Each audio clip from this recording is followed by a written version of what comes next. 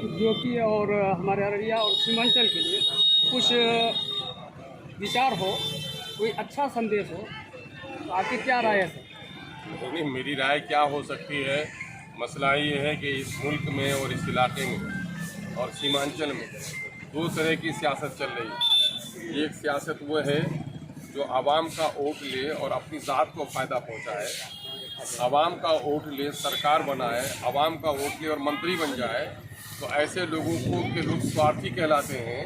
एक सियासत वो है, और एक सियासत वो है जो आवाम के खातिर अपने आप को कुर्बान कर दे, चाहो मनसब की लालच नहीं बल्कि आवाम के खातिर जानेसारी का जज्बा हो। एमआईएम उसी पार्टी का नाम है जो आवाम के मसाइल के हल के लिए अपनी जानेसारी करती है। अब यही पैगाम है लोगों के लिए, अपनी ज़ात के लिए तो एक जानवर भी अपनी ज़ात के लिए नहीं दूसरों के लिए जीता है।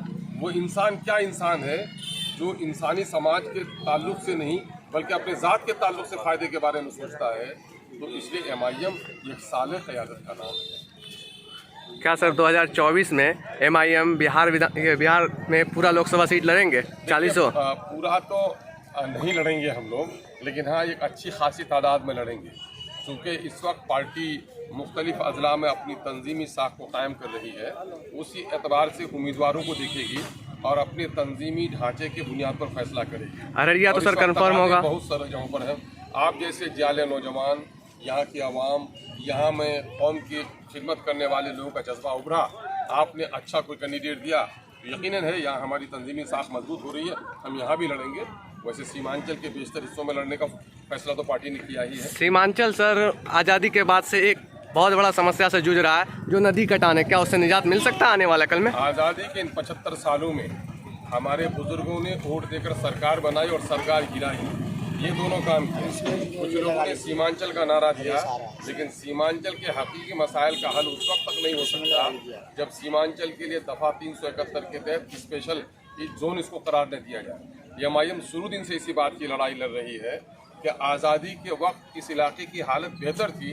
बिहार के दूसरे हिस्से के लोग यहाँ कारोबार के लिए आते थे, मजदूरी के लिए आते थे, और आज अफसोस कि बिहार में सबसे ज़्यादा पिछड़ा, सबसे ज़्यादा गैर तालीम याफ्ता, सबसे ज़्यादा हिजरत करने वाले मजबूर बच्चा मजदूर अगर किसी इलाके का है तो वो सीमांचल का है। ये तमाम तर कसूर है उन लोगों का जिन लोगों ने सीमांचल का वोट दिया और सीमांचल के हक और हुकूक की लड़ाई नहीं लड़ी।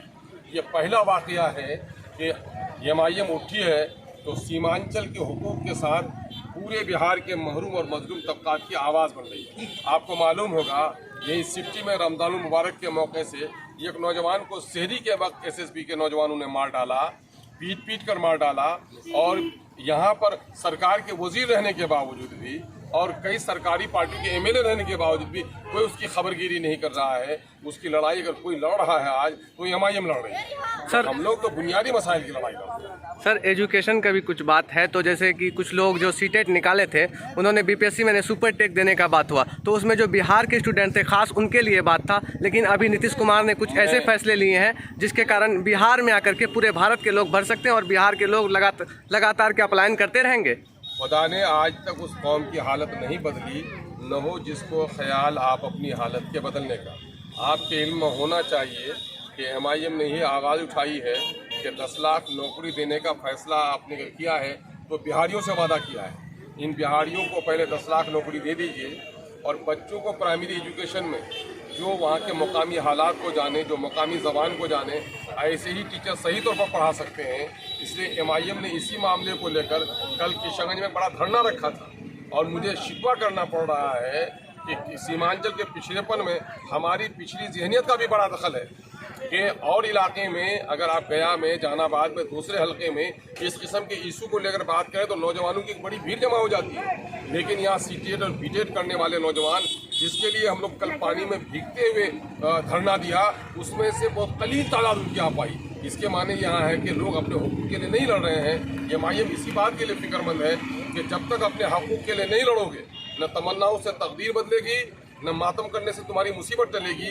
यह आलम में असबाब है, जब तक तुम असबाब को अख्तियार नहीं करोगे तुम्हारी तकदीर, तुम्हारी तस्वीर नहीं बदलेगी। शुक्रिया सर आपका।